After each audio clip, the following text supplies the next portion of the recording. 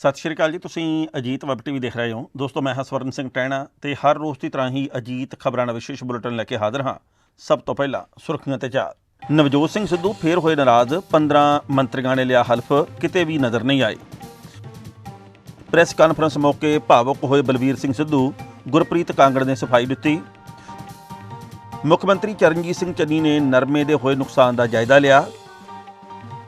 ਚਰਨਜੀਤ ਸਿੰਘ ਚੰਨੀ ਨੂੰ ਮੁੱਖ ਮੰਤਰੀ ਬਣਾਉਣ ਤੇ ਕਾਂਗਰਸ ਨੂੰ ਅਕਾਲੀ ਦਲ ਦਾ ਕਰਨਾ ਚਾਹੀਦਾ ਧੰਨਵਾਦ, ਕਿਹਾ ਸੁਖਬੀਰ ਸਿੰਘ ਬਾਦਲ ਨੇ। ਤੇ ਭਲਕੇ ਭਾਰਤ ਬੰਦ, ਕਿਸਾਨ ਜਥੇਬੰਦੀਆਂ ਵੱਲੋਂ 27 ਤਰੀਕ ਨੂੰ ਦੁਕਾਨਾਂ ਬੰਦ ਰੱਖਣ ਦੀ ਅਪੀਲ।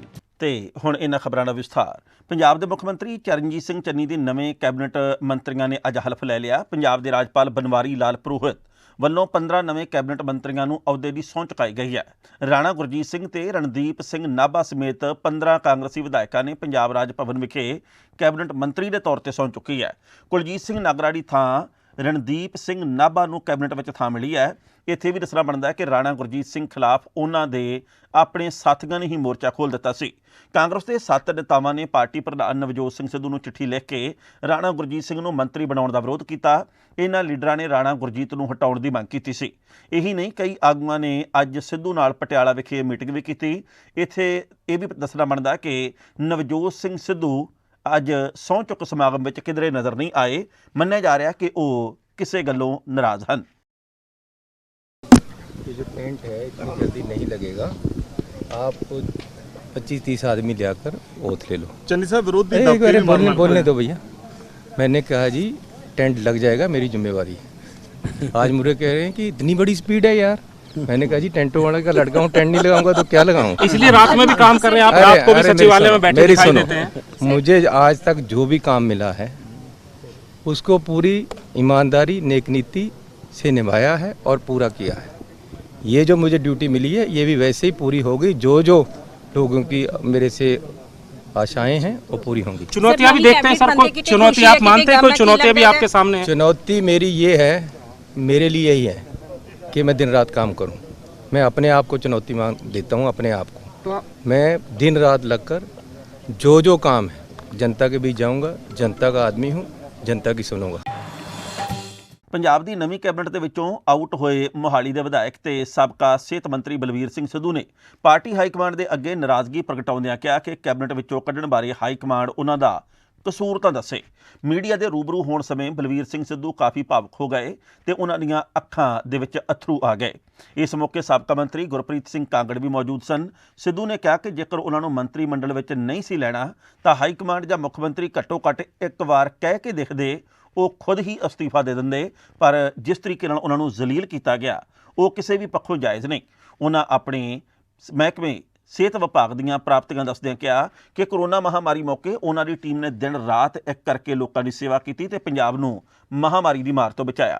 ਇਸੇ ਤਰ੍ਹਾਂ ਗੁਰਪ੍ਰੀਤ ਸਿੰਘ ਕਾਂਗੜ ਨੇ ਵੀ ਆਪਣੇ ਵਿਭਾਗ ਦੀਆਂ ਪ੍ਰਾਪਤੀਆਂ ਗਿਣਾਈਆਂ ਤੇ ਹਾਈਕਮਾਨ ਨਾਲ ਗਿਲਾ ਜ਼ਾਹਰ ਕੀਤਾ ਹੈ। देखो असी पार्टी दे नाल है, पार्टी जो सानू हुक्म करूगी असी पार्टी तो बाहर है ही नहीं। एक राणा गुरजीत बारे जिवें लैटर लिखे गया दुआबा दे विधायਕਾਂ ਵੱਲੋਂ, ਤੁਹਾਨੂੰ ਲੱਗਦਾ फैसले नवजोत सिंह सिद्धू ले रहे ने? देखो प्रधान साहब बड़े सियाणे ने साडे, ਇਹ 'ਚ ਅਸੀਂ ਕੋਈ ਕਮੈਂਟ ਨਹੀਂ ਕਰਨਾ ਚਾਹੁੰਦੇ। ਅਸੀਂ ਤਾਂ ਆਪ ਦਾ ਤੁਹਾਨੂੰ ਦਰਦ ਦੱਸਿਆ ਵੀ ਸਾਡਾ ਜਿਹੜਾ ਅਸੀਂ ਸੋਚ ਰਹੇ ਹਾਂ ਵੀ ਅਸੀਂ ਪਾਰਟੀ ਦੇ ਵਫਾਦਾਰ ਸਿਪਾਹੀ ਬਣ ਕੇ ਮੁੱਖ ਮੰਤਰੀ ਨਾਲ ਮੋਢੇ ਨਾਲ ਮੋਢਾ ਲਾ ਕੇ ਸੇਵਾ ਕੀਤੀ ਹੈ। ਅਸੀਂ ਬਾਗੀ ਨਹੀਂ ਹੋਏ, ਅੱਜ ਤੱਕ ਪਾਰਟੀ ਦੇ ਖਿਲਾਫ ਨਹੀਂ ਹੋਏ। ਅੱਜ ਤੱਕ ਸਾਡੇ ਕੋਈ ਅਖਬਾਰ 'ਚ ਮੇਰੇ ਕੋਈ ਆਪੋਜੀਸ਼ਨ ਦਾ ਕਿਤੇ ਵਿਧਾਨ ਸਭਾ ਦੇ ਵਿੱਚ ਕਿਤੇ ਪ੍ਰੈਸ ਕਾਨਫਰੰਸ ਕਿਤੇ ਆਪ ਪੜਿਆ ਨੇ, ਕਿਤੇ ਮੇਰਾ ਅੱਜ ਤੱਕ ਕੋਈ ਮਾੜਾ ਚੰਗਾ ਕਿਹਾ ਹੋਵੇ। ਕੋਈ ਡਿਸੀਜਨ ਲੈਂਦੇ ਆ ਤਾਂ ਉਹਨਾਂ ਦੇ ਨਾਲ ਚੱਲੋਗੇ ਫਿਰ? ਅਮਰਿੰਦਰ ਸਿੰਘ ਕਹਿੰਦੇ ਸੀ ਕਿ ਮੈਂ ਮੇਰੇ ਖਾਸਮ ਖਾਸ ਸਾਥੀਆਂ ਨਾਲ ਫੈਸਲਾ ਕਰੂੰਗਾ, ਮਿਲ ਕੇ ਉਹਨਾਂ ਦੇ ਆਪਸ਼ਨਸ ਬਹੁਤ ਕਾਂਗਰਸ ਛੱਡੋਗੇ ਜਾਂ ਛੱਡਦੇ ਆ? ਤਾਂ ਦੇਖੋ ਗੱਲ ਇਹ ਹੈ, ਅਸੀਂ ਕਾਂਗਰਸ ਪਾਰਟੀ ਦੇ ਵਫਾਦਾਰ ਸਿਪਾਹੀ ਹਾਂ। ਕੈਪਟਨ ਅਮਰਿੰਦਰ ਪਾਰਟੀ ਦੇ ਵਿੱਚ ਹੀ ਹੈ, ਇਸ ਕਰਕੇ ਅਸੀਂ ਜੋ ਸਾਨੂੰ ਹਾਈ ਕਮਾਂਡ ਕਹੂਗੀ ਅਸੀਂ ਰੰਧਾਵਾ ਸਾਹਿਬ ਸਾਡੇ ਹੱਥ ਤੋਂ ਲੈ ਕੇ ਕਹਿ ਰਹੇ ਨੇ ਔਰ ਭਾਈ ਆਲਾ ਕਮਾਨ ਦਾ ਫੈਸਲਾ ਹੈ ਔਰ ਪਾਰਟੀ ਦਾ ਉਹ ਸਭ ਤੋਂ ਉੱਪਰ ਹੁੰਦੀ ਹੈ, ਸੁਪਰੀਮ ਹੁੰਦੀ ਹੈ। ਅਸੀਂ ਮੰਨਣ ਅਸੀਂ ਇਹੋ ਜਿਹਾ ਫੈਸਲਾ ਕੋਈ ਨਾ ਲਓ ਜਿਸ ਕਰ ਅਸੀਂ ਫੈਸਲਾ ਕੁਝ ਨਹੀਂ ਲੈਂਦੇ। ਅਸੀਂ ਕੋਈ ਐਸਾ ਫੈਸਲਾ ਨਹੀਂ ਲੈਂਦੇ, ਅਸੀਂ ਹਾਈ ਕਮਾਂਡ ਦੇ ਨਾਲ। ਤੁਹਾਨੂੰ ਲੱਗ ਰਿਹਾ ਮੰਤਰੀ ਹਟਾਉਣ ਦਾ ਜਾਂ ਲਗਾਉਣ ਦਾ ਫੈਸਲਾ ਨਵਜੋਤ ਸਿੰਘ ਸਿੱਧੂ ਲੈ ਰਹੇ ਨੇ? ਨਹੀਂ ਕੋਈ ਲੈਟਰ ਕਿਉਂ ਲਿਖਿਆ ਗਿਆ? ਦੁਆਬੇ ਦੇ ਵਿਧਾਇਕਾਂ ਨੇ ਲੈਟਰ ਲਿਖਿਆ ਨਵਜੋਤ ਸਿੰਘ ਉਹ ਉਹਨਾਂ ਤੋਂ ਪੁੱਛਿਆ ਜਾਵੇ। ਮੇਰੇ ਇੱਕ ਕਾਂਗਰਸ ਸਾਹਿਬ ਕਿਤੇ ਇਸ ਦਾ ਖਮਿਆਜਾ ਤਾਂ ਨਹੀਂ ਭੁਗਤਣਾ ਪਿਆ? ਕਾਂਗੜ ਸਾਹਿਬ ਖਮਿਆਜਾ ਕਿਤੇ ਇਸ ਚੀਜ਼ ਦਾ ਤਾਂ ਨਹੀਂ ਭੁਗਤਣਾ ਪਿਆ ਕਿ ਉਹਨਾਂ ਦੇ ਖਿਲਾਫ ਇੱਕ ਪ੍ਰੈਸ ਨੋਟ ਜਾਰੀ ਹੋਇਆ ਸੀ 6-7 ਮੰਤਰੀਆਂ ਦਾ, ਤੁਹਾਡਾ ਵੀ ਨਾਮ ਸੀ, ਤੁਸੀਂ ਵੀ ਜਾਰੀ ਕੀਤਾ ਸੀ। ਦੇਖੋ ਅਸੀਂ ਮੇਰੀ ਗੱਲ ਸੁਣੋ, ਵੇਖੋ ਗੱਲ ਇਹ ਹੈ ਉਦੋਂ ਹਾਈ ਕਮਾਂਡ ਪਾਰਟੀ ਸਾਡੇ ਚੀਫ ਮਿਨਿਸਟਰ ਮੁੱਖ ਮੰਤਰੀ ਸਾਹਿਬ ਸੀ, ਕੈਪਟਨ ਅਮਰਿੰਦਰ ਸਿੰਘ ਸੀ। ਉਹ ਜਦੋਂ ਜਾਂਦਾ ਹੈ ਫੈਸਲਾ ਹੁੰਦਾ ਸਰਕਾਰ ਦੇ ਵਿੱਚ ਪਾਰਟੀ ਪ੍ਰਤੀ, ਉਹ ਨੋਟ ਚਲੇ ਜਾਂਦਾ ਕੋਈ ਐਸੀਆਂ ਗੱਲਾਂ साहब के नजदीकी होने की वजह से लगता है सजा मिली है। ਮੈਨੂੰ ਤਾਂ ਇਹੀ ਲੱਗਦਾ ਵੀ ਮੈਂ ਅਸੀਂ ਕੈਪਟਨ ਸਾਹਿਬ ਦੇ ਤੇ ਕਾਂਗਰਸ ਪਾਰਟੀ ਦੇ ਵਫਾਦਾਰ ਸਿਪਾਹੀ ਸੀ। कैप्टन साहब के वफादार थे इसलिए ਅਸੀਂ ਵੇਖੋ ਕੈਪਟਨ ਸਾਹਿਬ ਕਿਹਨੇ ਦਿੱਤਾ ਸੀ, ਹਾਈ ਕਮਾਂਡ ਨੇ ਦਿੱਤਾ ਸੀ। ਅਸੀਂ ਉਹਨਾਂ ਨਾਲ यार बात गल ते पूरी करन दो यार। ਹੋ ਸਕਦਾ ਕਾਂਗਰਸ ਨੂੰ, ਤੁਹਾਨੂੰ ਕੀ ਲੱਗਦਾ ਹੈ? ਦੇਖੋ ਇਹਦਾ ਸਮੇਂ ਆਏ ਤਾਂ ਪਤਾ ਲੱਗੇਗਾ। ਮੁੱਖ ਮੰਤਰੀ ਚਰਨਜੀਤ ਸਿੰਘ ਚੰਨੀ ਤੇ ਡਿਪਟੀ ਮੁੱਖ ਮੰਤਰੀ ਸੁਖਜਿੰਦਰ ਸਿੰਘ ਰੰਧਾਵਾ ਨੇ ਅੱਜ ਬਠਿੰਡਾ ਨੇੜਲੇ ਪਿੰਡਾਂ ਦਾ ਦੌਰਾ ਕੀਤਾ। ਇਸ ਦੌਰਾਨ ਨੇੜਲੇ ਪਿੰਡ ਕੋਟ ਬਖਤੂ ਵਿਖੇ ਨਸੀਪੁਰਾ ਰੋਡ ਤੇ ਖੇਤਾਂ ਵਿੱਚ ਗੁਲਾਬੀ ਸੁੰਡੀ ਦੇ ਹਮਲੇ ਨਾਲ ਖਰਾਬ ਹੋਏ ਨਰਮੇ ਦੀ ਫਸਲ ਦਾ ਜਾਇਜ਼ਾ ਲਿਆ ਗਿਆ। ਇਸ ਮੌਕੇ ਉਹਨਾਂ ਨੇ ਖੇਤਾਂ ਵਿੱਚ ਜਾ ਕੇ ਗੁਲਾਬੀ ਸੁੰਡੀ ਨਾਲ ਹੋਏ ਖਰਾਬ ਨਰਮੇ ਦੇ ਟਿੰਡਿਆਂ ਨੂੰ ਦੇਖਿਆ ਤੇ ਪੀੜਤ ਕਿਸਾਨਾਂ ਤੋਂ ਖਰਾਬ ਹੋਏ ਨਰਮੇ ਬਾਰੇ ਗੱਲਬਾਤ ਕੀਤੀ ਹੈ। ਮੁੱਖ ਮੰਤਰੀ ਚੰਨੀ ਨੇ ਪ੍ਰੈਸ ਕਾਨਫਰੰਸ ਮੌਕੇ ਕਿਹਾ ਕਿ ਪੰਜਾਬ ਸਰਕਾਰ ਵੱਲੋਂ ਖਰਾਬ ਹੋਏ ਨਰਮੇ ਦੀ ਗਿਰਦਾਵਰੀ ਕਰਨ ਦੇ ਹੁਕਮ ਦਿੱਤੇ ਜਾ ਚੁੱਕੇ ਨੇ। ਪੰਜਾਬ ਸਰਕਾਰ ਕਿਸਾਨਾਂ ਨਾਲ ਖੜੀ ਹੈ ਤੇ ਹਮੇਸ਼ਾ ਉਹਨਾਂ ਦੇ ਮੋਢੇ ਨਾਲ ਮੋਢਾ ਜੋੜ ਕੇ ਖੜੀ ਰਹੇਗੀ। ਮੁੱਖ ਮੰਤਰੀ ਨੇ ਕਿਸਾਨਾਂ ਨੂੰ ਭਰੋਸਾ ਦਿੰਦਿਆਂ ਕਿਹਾ ਕਿ ਨਰਮਾ ਪੀੜਤ ਕਿਸਾਨਾਂ ਨੂੰ ਸਰਕਾਰ ਵੱਲੋਂ ਯੋਗ ਮੁਆਵਜ਼ਾ ਦਿੱਤਾ ਜਾਵੇਗਾ। ਆਹ ਫੁੱਲ ਜਿਹਦੇ ਚ ਤਿਆਰ ਹੋ ਕੇ ਜਾਂਦੀ ਹੈ ਜੀ ਅੱਗੇ ਸਾਰੇ ਖਤਮ ਹੀ ਹੈ ਜੀ ਫਸਲ ਨਰਮੇ ਦੀ। ਤੁਸੀਂ ਨਾ ਕਰਨ ਸਾਰੇ ਬਿਲਕੁਲ ਬਰੀਕ ਹੈ ਜੀ, ਆਹ ਦੇਖੋ ਅੱਗੇ ਜਾ ਕੇ ਸੀਐਮ ਸਾਹਿਬ ਨੂੰ ਦਿਖਾਇਆ, ਬਾਕੀ ਦਿਖਾ ਨਹੀਂ ਆ ਦੇਖ ਲਈ ਹੈ, ਫਿਰ ਲੋਕ ਹਟਦੇ ਨੇ। ਆਹ ਦੇਖੋ ਜੀ ਬਿਲਕੁਲ ਬਰੀਕ ਹੈ। ਸਰ ਕੀ ਆਪਣੇ ਕੀ ਮੁਆਵਜ਼ਾ ਮੰਗ ਰਹੇ ਸੀ ਕਿਸਾਨ? ਜੋ ਮੁਆਵਜ਼ਾ ਬਣਦਾ ਹੈ ਉਹ ਅਸੀਂ ਦੇਵਾਂਗੇ ਤੇ ਗਿਰਦਾਵਰੀ ਅਸੀਂ ਆਲਰੇਡੀ ਆਰਡਰ ਕਰ ਚੁੱਕੇ ਹਾਂ। ਹਰ ਕਿਸਾਨ ਦੇ ਨਾਲ ਸਰਕਾਰ ਖੜੇਗੀ, ਉਹਦੇ ਮੋਢੇ ਦੇ ਹੱਥ ਰੱਖ ਕੇ ਉਹਦੇ ਨਾਲ ਪੂਰਾ ਜੋ ਵੀ ਇਹਦੇ ਵਿੱਚ ਨੁਕਸਾਨ ਹੋਇਆ ਉਹਦੇ ਵਿੱਚ ਅਸੀਂ ਜਿਸ ਤਰ੍ਹਾਂ ਦੇ ਮਾਪਦੰਡ ਹੈਗੇ ਉਸ ਹਿਸਾਬ ਦੇ ਨਾਲ ਇਹਨਾਂ ਨੂੰ ਮੁਆਵਜ਼ਾ ਦੇਵਾਂਗੇ। ਇਸ ਤੋਂ ਇਲਾਵਾ ਅਸੀਂ ਆਉਣ ਵਾਲੀ ਕਣਕ ਦੇ ਵਿੱਚ ਵੀ ਜਿਹੜੀ ਇਹਨਾਂ ਨੂੰ ਬੀਜ ਦੇਣਾ ਹੈ ਉਹਦੇ ਵਿੱਚ ਵੀ ਸਬਸਿਡੀ ਦੇ ਕੇ ਇਹਨਾਂ ਨੂੰ ਸਹੀ ਤਰੀਕੇ ਦੇ ਨਾਲ ਅਸੀਂ ਇਹ ਜਿਹੜਾ ਨੁਕਸਾਨ ਹੋਇਆ ਉਹਦੀ ਭਰਪਾਈ ਕਰਦੇ ਹਾਂ ਤੇ ਮੁਆਵਜ਼ੇ ਦੀ ਅਸੀਂ ਅਸੈਸਮੈਂਟ ਕਰਨ ਲਈ ਕਹਿਤਾ। ਅਗਲੀ ਗੱਲ ਇਹ ਹੈ ਕਿ ਸਪਰੇਅ ਅਸੀਂ ਇੱਕ ਤਾਂ ਇਹ ਹੈ ਕਿ ਹੁਣ ਇਹਦਾ ਤੁਰੰਤ ਜਿੰਨਾ ਕੁ ਇਲਾਜ ਕਰ ਸਕਦੇ ਉਹ ਕਰਨ ਜਾ ਰਹੇ ਹਾਂ। ਸਪਰੇਅ ਅਸੀਂ ਫ੍ਰੀ ਆਫ ਕਾਸਟ ਕਿਸੇ ਜ਼ਿਮੀਂਦਾਰ ਤੋਂ ਫਿਰ ਸਪਰੇਅ ਦੇ ਪੈਸੇ ਨਹੀਂ ਲੈਣੇ, ਤੁਰੰਤ ਭੇਜ ਰਹੇ ਹਾਂ। ਅੱਜ 5000 ਹੈਕਟਰ ਦੀ ਆ ਚੁੱਕੀ ਹੈ ਤੇ ਜਿੰਨੀ ਵੀ ਫਸਲ ਖਰਾਬ ਹੋ ਰਹੀ ਹੈ ਉਹਦੇ ਸਾਰੀ ਤੇ ਸਪਰੇਅ ਬਾਰ-ਬਾਰ, ਜਿਵੇਂ ਕਿ ਅਸੀਂ ਸਾਇੰਟਿਸਟ ਬੁਲਾ ਲਏ ਐਗਰੀਕਲਚਰ ਤੋਂ, ਯੂਨੀਵਰਸਿਟੀ ਤੋਂ, ਹਰ ਤਰ੍ਹਾਂ ਦੇ ਨਾਲ ਸਰਕਾਰ ਸੰਜੀਦਾ ਹੈ ਤੇ ਇਸ ਚੀਜ਼ ਨੂੰ ਹੈਂਡਲ ਕਰਾਂਗੇ।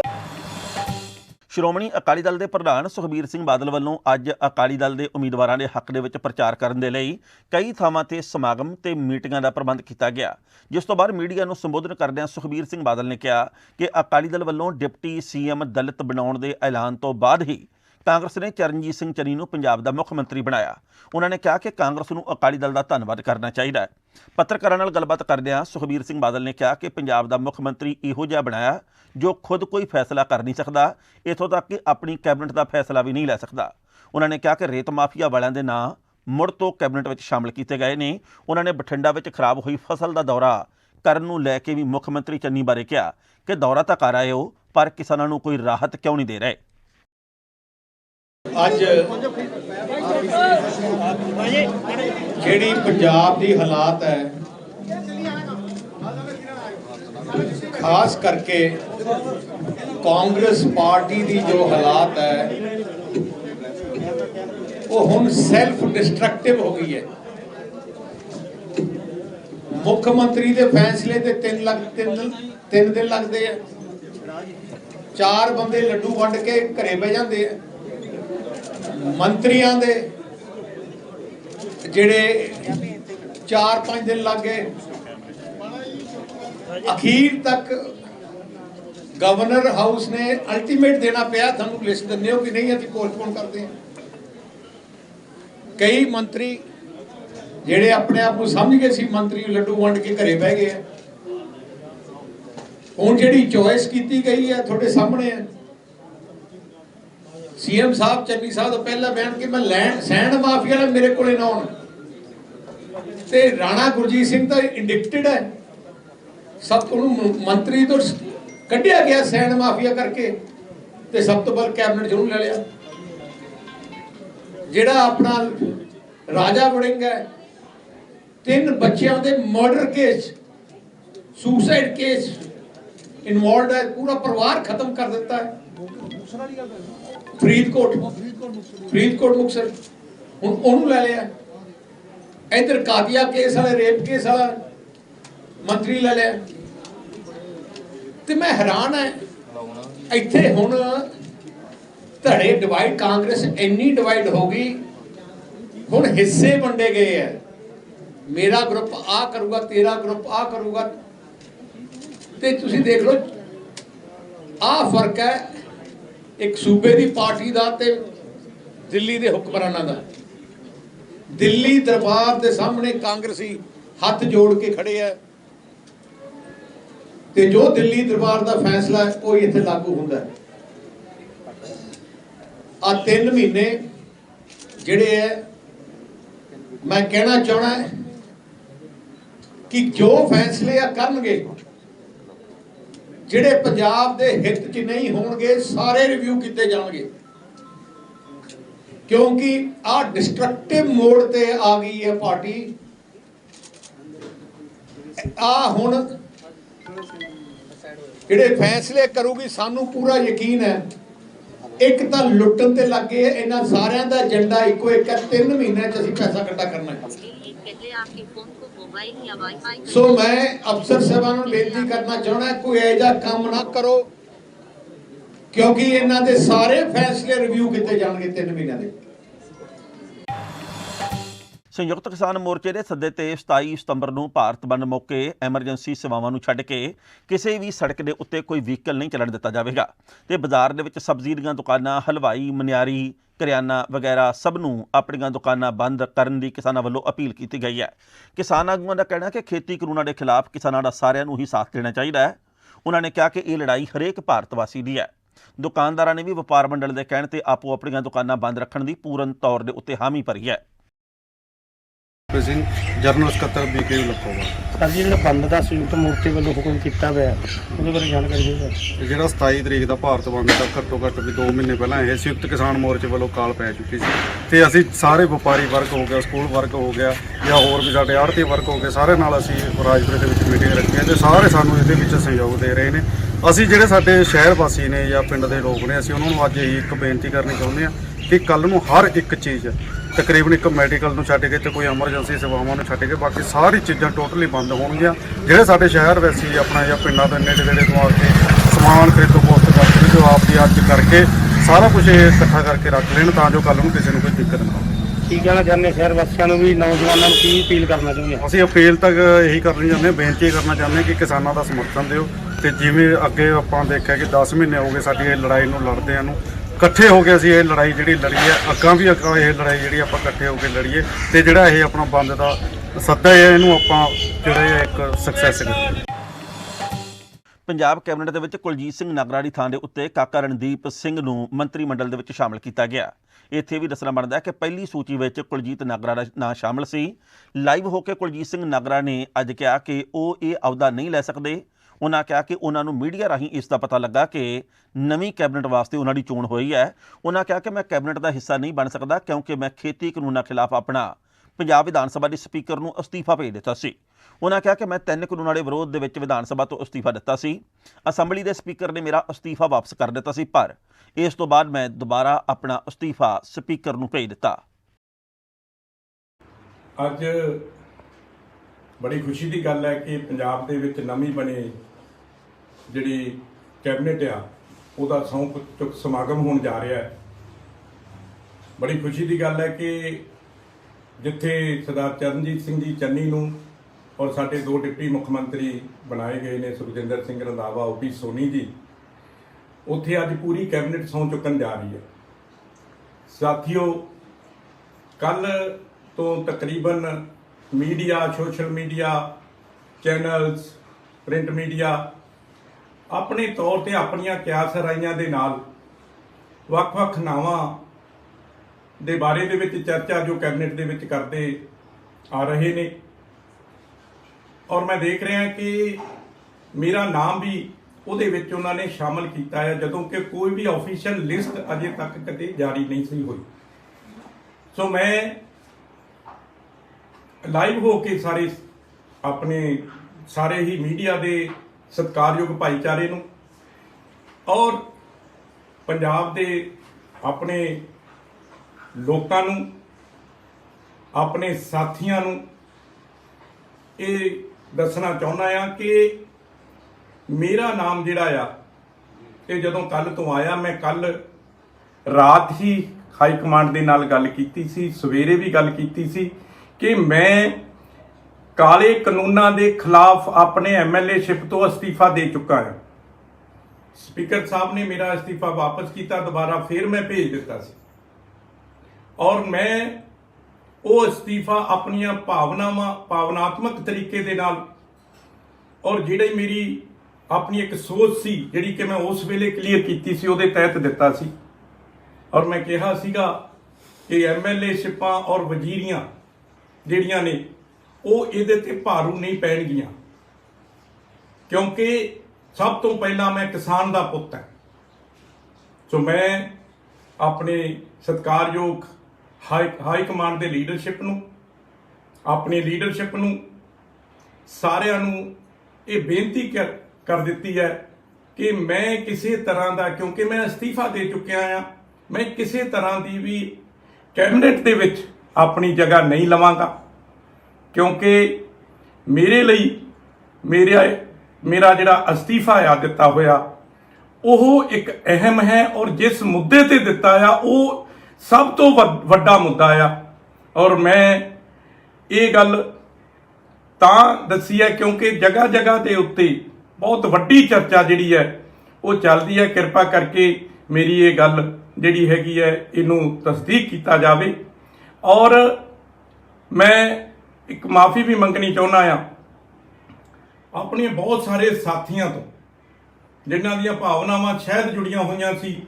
ਕੱਲ ਦੇ ਬਹੁਤ ਜ਼ਿਆਦੀਆਂ ਵਧਾਈਆਂ, ਬਹੁਤ ਜ਼ਿਆਦੇ ਸੰਦੇਸ਼, ਬਹੁਤ ਜ਼ਿਆਦੀ ਉਹਨਾਂ ਨੂੰ ਮੀਡੀਆ ਵੱਲੋਂ ਦਿੱਤੇ ਹੋਏ ਨਾਵਾਂ ਤੇ ਖੁਸ਼ੀ ਦਾ ਪ੍ਰਗਟਾਵਾ ਵੀ ਉਹ ਕਰ ਰਹੇ ਸੀਗੇ। ਮੈਂ ਆਪਣੇ ਇਲਾਕੇ ਦੇ ਹਲਕਾ ਫਤਿਹਗੜ੍ਹ ਸਾਹਿਬ ਦੇ ਮੇਰੇ ਸਤਿਕਾਰਯੋਗ ਸਾਰੇ ਹੀ ਹਲਕਾ ਨਿਵਾਸੀਆਂ ਨੂੰ ਤੋਂ ਵੀ ਆਪਣੇ ਕੁਝ ਜਿਹੜੇ ਮੇਰੇ ਰਿਸ਼ਤੇਦਾਰ ਪਰਿਵਾਰ ਦੇ ਮੈਂਬਰ ਨੇ ਉਹਨਾਂ ਤੋਂ ਵੀ ਮਾਫੀ ਮੰਗਣੀ ਚਾਹੁੰਦਾ ਆ ਕਿ ਸ਼ਾਇਦ ਮੇਰੇ ਇਸ ਫੈਸਲੇ ਤੋਂ ਉਹਨਾਂ ਦੀਆਂ ਭਾਵਨਾਵਾਂ ਨੂੰ ਥੋੜੀ ਜਿਹੀ ਠੇਸ ਪਹੁੰਚੇ। ਖਾਸ ਤੌਰ ਤੇ ਮੇਰੇ ਇਲਾਕੇ ਦੇ ਲੋਕਾਂ ਨੂੰ, ਹਲਕੇ ਦੇ ਲੋਕਾਂ ਨੂੰ ਲੱਗੇ ਕਿ ਨਹੀਂ, ਇਹ ਸ਼ਾਇਦ ਮੇਰਾ ਫੈਸਲਾ ਜਿਹੜਾ ਆ ਉਹ ਉਹਨਾਂ ਦੀਆਂ ਭਾਵਨਾਵਾਂ ਦੇ ਅਨੁਕੂਲ ਨਹੀਂ।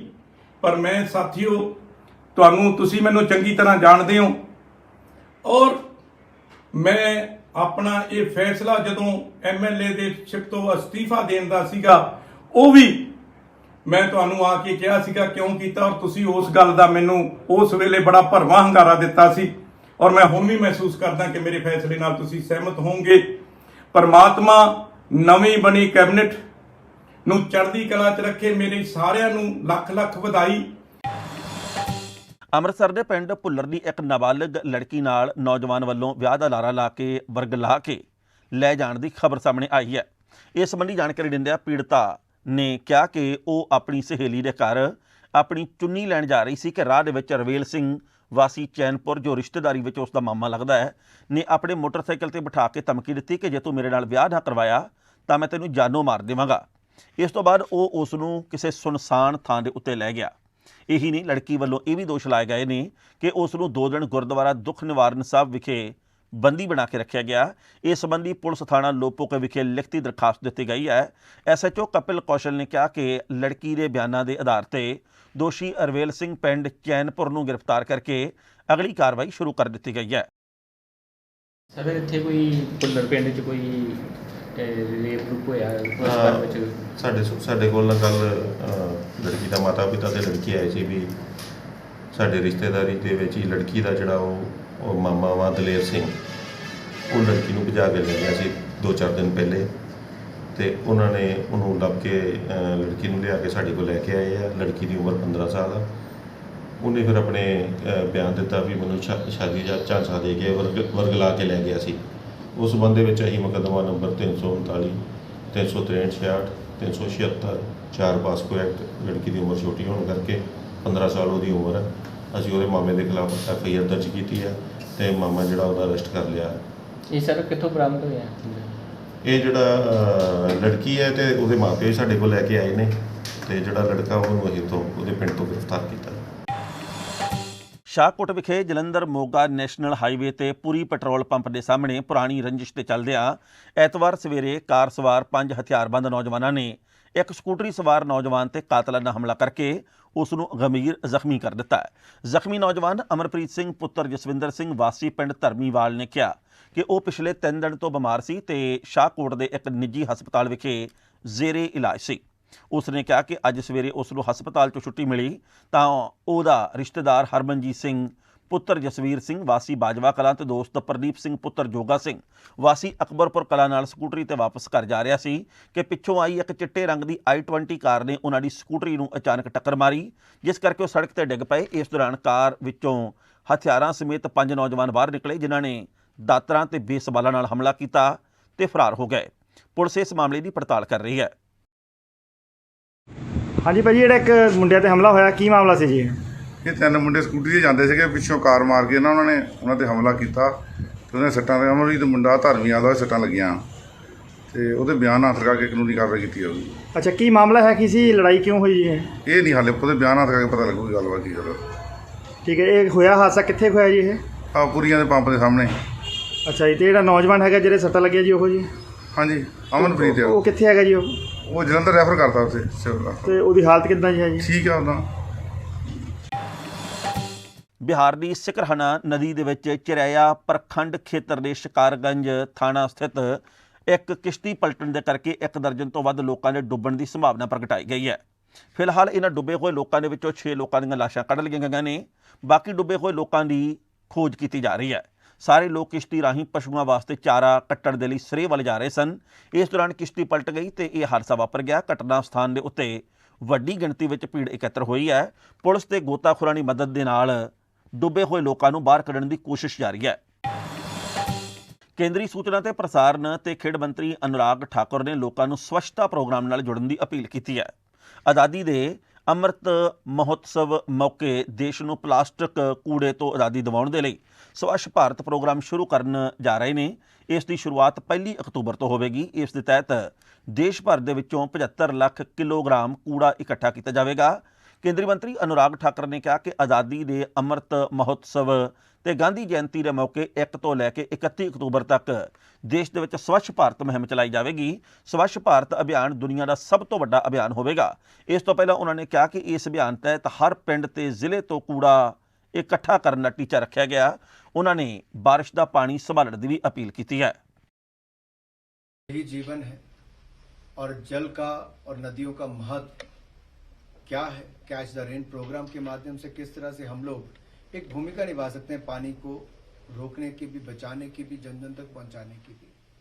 और देश भर में ऐसे बहुत अनूठे प्रयास हुए, उसका उल्लेख भी उन्होंने किया। उन लोगों के बारे में भी जिनको शायद स्थानीय स्तर पर भी लोगों को पहचान ना दी गई हो। देश के प्रधानमंत्री जब उनके बारे में बात करते हैं तो करोड़ों लोगों को प्रेरणा मिलती है अपने अपने क्षेत्र में कुछ करने की। मैं भी निवेदन करता हूं सबसे, कैच द रेन प्रोग्राम में जुड़िए, अपने अपने क्षेत्र में जल संरक्षण में जुड़िए, नदियों को बचाइए, पानी को बचाइए, क्योंकि जल ही जीवन है। दिव्यांगजनों के लिए जो सोच माननीय प्रधानमंत्री जी ने सत्ता में आने के बाद बदली है, न केवल दिव्यांग जन कहा, नाम ऐसा दिया, बल्कि पैरालंपियन जब हमारे गए तो उनका जाने से पहले मनोबल भी बढ़ाया और आने के बाद भी 2.5 घंटे बैठकर हमारे 19 मेडल विजेताओं के साथ साथ पूरे कंटिंजेंट के साथ वो बैठे। ये बड़ी बात थी। समय समय पर दिव्यांगजनों के उपलब्धियों को प्रधानमंत्री जी गिनाते। एसी अजीत खबरां ਦਾ ਵਿਸ਼ੇਸ਼ ਬੁਲੇਟਿਨ ਤਾਜ਼ਾ ਤਰੀਨ ਤੇ ਨਵੀਆਂ ਨਕੋਰ ਖਬਰਾਂ ਲੈ ਕੇ ਦੋਸਤੋ ਕੱਲ ਨੂੰ ਅਸੀਂ ਇਸੇ ਵਕਤ ਫਿਰ ਹਾਜ਼ਰ ਹੋਵਾਂਗੇ। ਉਦੋਂ ਤੱਕ ਲਈ ਆਗਿਆ ਦਿਓ। ਬਹੁਤ ਬਹੁਤ ਮਿਹਰਬਾਨੀ। ਦੇਸ਼ ਦੁਨੀਆ ਦੀਆਂ ਤਾਜ਼ਾ ਖਬਰਾਂ ਦੇ ਲਈ ਹੁਣੇ ਪਲੇ ਸਟੋਰ ਤੋਂ ਡਾਊਨਲੋਡ ਕਰੋ ਪੰਜਾਬ ਦੀ ਆਵਾਜ਼ ਅਜੀਤ ਨਿਊਜ਼ ਐਪ। ਹੁਣ ਤੁਹਾਡਾ ਆਪਣਾ ਅਜੀਤ ਹਰ ਸੋਸ਼ਲ ਮੀਡੀਆ ਪਲੇਟਫਾਰਮ ਦੇ ਉੱਤੇ ਉਪਲਬਧ ਹੈ। ਫੇਸਬੁੱਕ ਦੇ ਉੱਤੇ ਹੁਣੇ ਲਾਈਕ ਤੇ ਫੋਲੋ ਕਰੋ ਅਜੀਤ ਦਾ ਅਫੀਸ਼ੀਅਲ ਪੇਜ ਡੇਲੀ ਅਜੀਤ ਤੇ ਹਾਂ ਨਾਲ ਹੀ ਦੋਸਤਾਂ ਨੂੰ ਪੇਜ ਲਾਈਕ ਕਰਨ ਦੇ ਲਈ ਇਨਵਾਈਟ ਕਰਨਾ ਨਾ ਭੁੱਲਣਾ। ਇੰਨਾ ਹੀ ਨਹੀਂ, ਹਿੰਦੀ ਦੇ ਵਿੱਚ ਖਬਰਾਂ ਵਾਸਤੇ ਲਾਈਕ ਤੇ ਫੋਲੋ ਕਰੋ ਸਾਡਾ ਫੇਸਬੁੱਕ ਪੇਜ ਅਜੀਤ ਸਮਾਚਾਰ ਹਿੰਦੀ। YouTube ਦੇ ਉੱਤੇ ਵੀਡੀਓ ਖਬਰਾਂ ਦੇਖਣ ਦੇ ਲਈ ਹੁਣੇ ਸਬਸਕ੍ਰਾਈਬ ਕਰੋ ਅਜੀਤ ਦਾ official YouTube channel Ajit web TV। ਤੁਹਾਡਾ ਆਪਣਾ ਅਜੀਤ ਹੁਣ ਟਵਿੱਟਰ ਤੇ ਇੰਸਟਾਗ੍ਰਾਮ ਦੇ ਉੱਤੇ ਵੀ ਉਪਲਬਧ ਹੈ। ਟਵਿੱਟਰ ਦੇ ਉੱਤੇ ਖਬਰਾਂ ਦੇ ਲਈ ਫੋਲੋ ਕਰੋ ਡੇਲੀ ਅਜੀਤ ਤੇ ਇੰਸਟਾਗ੍ਰਾਮ ਦੇ ਉੱਤੇ ਖਬਰਾਂ ਦੇ ਨਾਲ ਵੀਡੀਓ ਦੇਖਣ ਦੇ ਲਈ ਫੋਲੋ ਕਰੋ ਬਲੂ ਟਿਕ ਵਾਲਾ ਸਾਡਾ ਆਫੀਸ਼ੀਅਲ ਚੈਨਲ ਡੇਲੀ ਅਜੀਤ। ਇਹਨਾਂ ਹੀ ਨਹੀਂ, ਅਜੀਤ ਦੇ ਵੀਡੀਓ ਹੁਣ ਤੁਸੀਂ ਐਪਲ ਟੀਵੀ ਦੇ ਉੱਤੇ ਵੀ ਵੇਖ ਸਕਦੇ ਹੋ ਤੇ ਨਾਲ ਹੀ ਅਜੀਤ ਅਖਬਾਰ ਦਾ ਡਿਜੀਟਲ ਐਡੀਸ਼ਨ ਪੜ੍ਹਨ ਦੇ ਲਈ ਡਾਊਨਲੋਡ ਕਰੋ ਅਜੀਤ ਈ-ਪੇਪਰ ਐਪ। ਤੁਹਾਡਾ ਆਪਣਾ ਭਰੋਸੇਯੋਗ ਚੈਨਲ, ਤੁਹਾਡੀ ਆਪਣੀ ਆਵਾਜ਼, ਪੰਜਾਬ ਦੀ ਆਵਾਜ਼ ਅਜੀਤ।